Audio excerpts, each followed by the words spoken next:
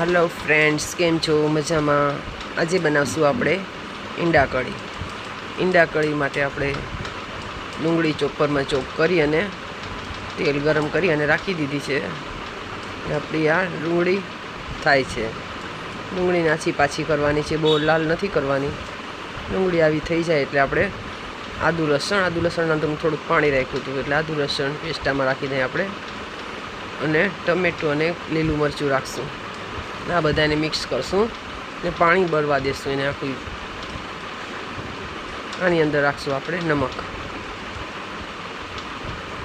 સ્વાદ અનુસાર। જલ્દીથી બને એવી ઈંડા કઢી ઘરના સાદા મસાલાથી। આપણું પાણી બધું ગુંજાઈ ગયું છે એટલે આપણે અહીંયા મસાલા રાખશું, બધા ઘરના જ મસાલા છે। ધાણા મરચાં ને હળદર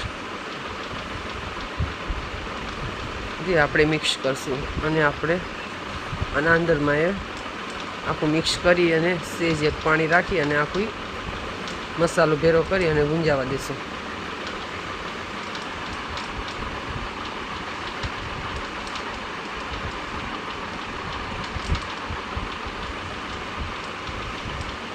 મસાલો ભેરો કરવા માટે આપણે પાણી રાખ્યું છે। મસાલો શીખે આખું ગુંજાઈ જાય, આ તેલ નીકળે અહીંયા લગી જોઈ શકો છો। આપણું તેલ દેખાય જેટલું ગુંજાઈ ગયું છે। અહીંયા રાખશું પાછું થોડુંક પાણી અને આખું મિક્સ કરશું।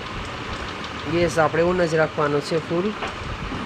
અહીંયા આપણે બાફેલા ઈંડા, જો આવું તમારું મશીન હોય તો મશીનથી અથવા હાથેથી કટિંગ કરીને છરીથી, અહીંયા આપણે મશીનથી આવી રીતના કટિંગ કરીએ છીએ,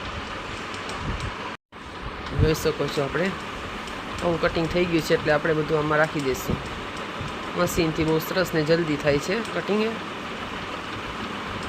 અને બીજું ઈંડું પણ આવી જ રીતના આપણે રાખી દઈશું, જોઈ શકો છો। ફક્ત 4-5 મિનિટમાં જ તૈયાર થઈ જતી આપણી ઈંડા કઢી,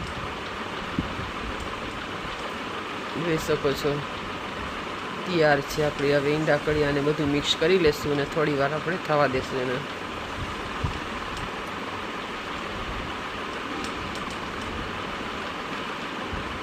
જોઈ શકો છો, બ્રેડ સાથે આપણે સર્વ કરી લેશું અને